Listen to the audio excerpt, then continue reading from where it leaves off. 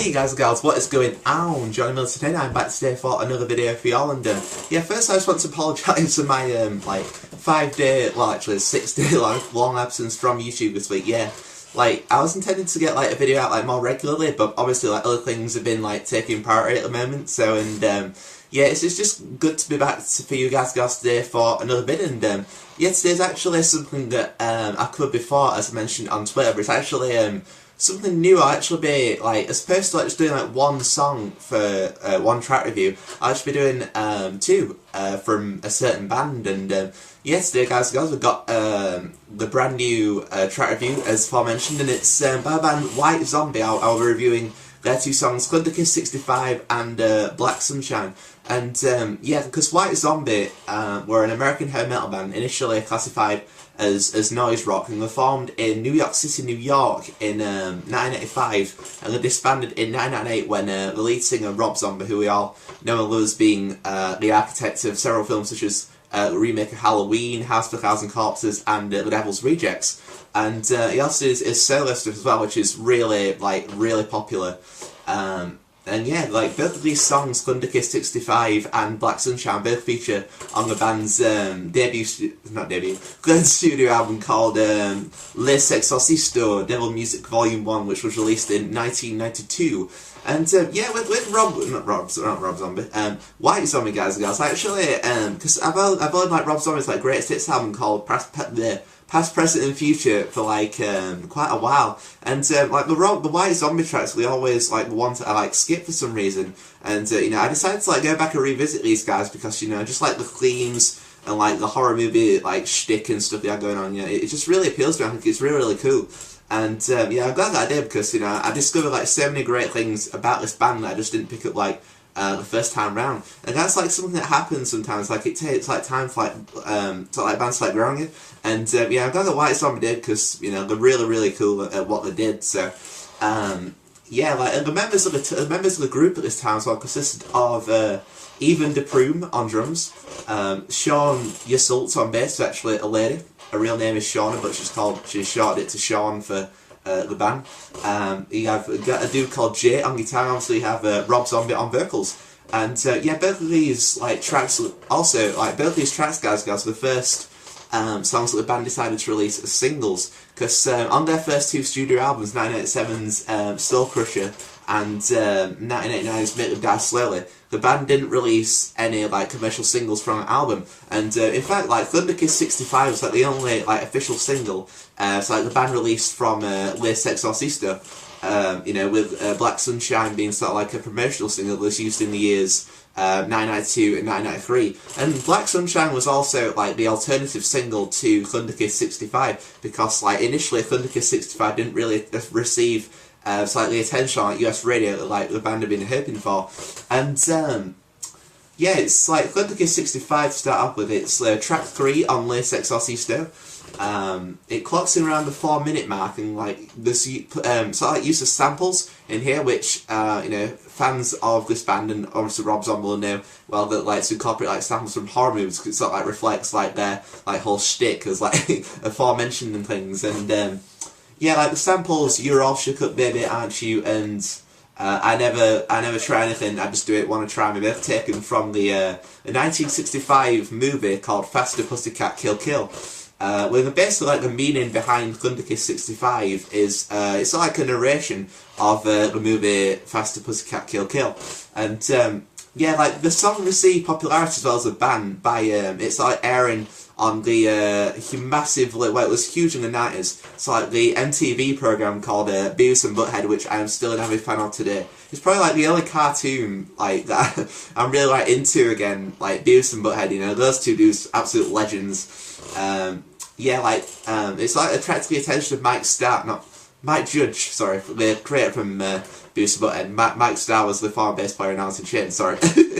And yeah, it's like the airing of the song Kiss 65 on Beavis and Butthead in 1993 sort of like you know, propelled the band's, you know, star, you know, higher than it was before. And yeah, it sort of led to the a Grammy nomination for the band in the same year for Best Metal Performance. And yeah, the song has also been used frequently during the It's like the original run of like ECW, Extreme Championship Wrestling, which was in the 1990s, and it also featured in the movies Charlie's Angels, Full Throttle, and The Bride of Chucky. That little dude with like the knives, like yeah. And as I mentioned, like the song is basically like a narration of the 1965 film Fast Pussycat Kill Kill, and yeah, so it opens with like some distorted guitar, which could be like palm muted, and before like the rhythm changes with like the drums coming in, it reverts back to the original rhythm. It's like a build up of like sounds. Like, you know, when the drums come into the song, guys, it really has like an extra like depth and like layer to the song, which I think makes it really cool. So. And yeah, then the vocals come in short time later, and I think you'll notice, like, if you heard, like me, like Rob Zombie's like material, his solo material, like first of all, like you really like checked more into like White Zombie, is what you'll notice is like Rob Zombie's vocals are more like deeper in White Zombie. Although it wasn't the case on their final album Astro Creep 2000, it was certainly the case on this Sexorcisto. So yeah, then it's kind of like a bit of a solo part for like the initial two main rhythms return, which, you know, it helps like add diversity to the song and keep the listener sort of like entertained. And yeah, then like the solo part returns with like the guitar melody like changing again with the use of like some samples like as aforementioned and stuff. And then like the song line drops slow to like drums and guitars with like the sound of some like cop sirens. You know, I think that bit's really cool. And yeah, so that's like another solo part to the song. Like, you know, obviously like this dude called Jay seems to be like a really good guitar player. And yeah, with White Zombie, I was actually watching a live performance on YouTube from when they played on MTV Headbangers Ball, if any of you guys remember that program from '93. And yeah, basically it's just a great guitar player. I mean, it sounds very reminiscent to Dan McDowell from Pantera, in my opinion. Obviously not as good as Dan McDowell, but you know, it's sort of like the licks, like the sound of White Zombie, I think, is very close in comparison to Pantera. So, yeah, then like another verse comes in with like a different guitar riff again, like helping the diversity of the song. And yeah, like this again, like the second solo part comes in again, like, you know, and but the sort of like with like it's like, yeah, it's just like primarily like solo based, and then like it's like the effects that like end the song from the guitar, you know, which helps to, you know, add something like extra to the song. And yes, overall, like Thunder Kiss 65 is a pretty like simplistic song, but you know, because there's not a lot of parts in there, but you know, it can be a little repetitive at times, despite all like different like guitar parts. You know, but it's incredibly diverse. I mentioned like the, you know, the different layers and, you know, different, you know, just sort of like melodies and sounds that the band decided to go for in the song. And yeah, like I said, like lots of differentiation on guitar parts. It's like you're either entertained by this or you're not. Like, you know, like at first listen, like White Zombie could be a bit, I don't know, not as good if you heard Rob Zombie's material before. That's just my opinion. You guys might be different out there. So, so yeah, as I said, like sort of like the samples like reflect the style of the band. You know, but the dark sounding guitars sound really cool. As aforementioned, like Jay's, like, you know, I think he's a phenomenal guitar player. It still is, so I think I don't know what he's doing these days, but you know, as I said, like I wasn't initially like a fan of Rob Zombie's vocals on this song. I've always like preferred his like higher, like sort of like more like lighter tones on his like solo work, but you know, it was, you know, the song like since grown on me. It's sort of like a B movie, sort of like vibe on the song, like with the production in particular, like the guitar's like very like low in the mix, whereas like the vocals like really high. You know, it's sort of like it helps to create that sort of like B movie effects, which, you know, obviously Rob Zombie and, you know, this whole band like theme sort of like revolved around and stuff. And yeah, that's not too much of a bad thing though, because, you know, I think it's really cool for what it does. And yeah, so it's, as I put, like it's just a nice hard slide to American hair metal. So you know, opinion of the song like sort of like rides on the vocals as well for me, because as aforementioned, like you're either like into like Rob Zombie's more like deeper style vocals or like you're not. So, and yeah, overall I give like Thunder Kiss 65 a nice 8 out of 10 score. You know, the song's really good. Like sometimes with the guitars being like down in the mix, it can like hinder it a little bit. You know, and so Rob Zombie's vocals sometimes not always to my taste. Like I do dig his sort of like deep vocal like style, but sometimes I'm just not really a fan of it. So, and then move on to Black Sunshine, guys, which was track 4 on Les Sexorcisto, following from Thunder Kiss 65. And yeah, the song actually contains a spoken word section in the introduction from Iggy Pop, who we all know for the Lust for Life stuff, and is several other things he's engaged in over the years. you know, which basically, like, this is like an absolutely atrocious impression of his introduction, but it goes something a bit like this: gripping the wheel, his knuckles went white with desire. The wheels of his Mustang exploding on the highway like a slug from a 45, which is a handgun cartridge. True death, 400 horsepower, maximum performance, piercing the night. This is Black Sunshine. Well, obviously Iggy Pop does that a lot better than me, but yeah, it closes around like the 4:50 mark, which so it's showing like Black Sunshine is the longest song than Black Sunshine is longer song than Thunder Kiss 65, guys and gals, and yeah, the song's basically about like a racing car, as aforementioned, like specifically like a Ford Mustang. And the audio sample like in the song, which is I work on this baby the same way, trying to get maximum performance, also taken from this 1965 movie Faster Pussycat Kill Kill, which sort of like links like Thunder Kiss 65 and Black Sunshine together, in that they're both like, you know, cover themes like specifically from that movie.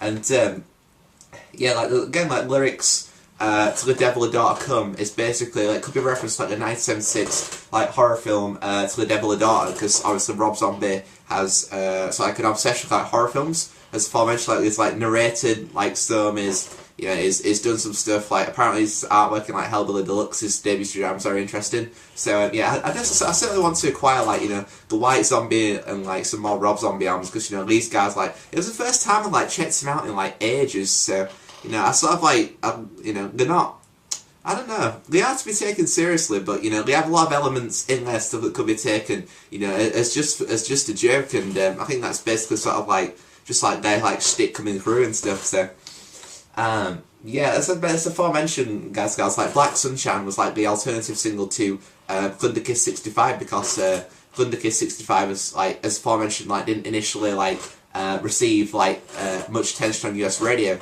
as what the band had hoped. And yeah, but the song like Black Sunshine has gone on to like become like a fan favourite, with like Rob Zombie sort of like playing it live, like his solo act as well from time to time. So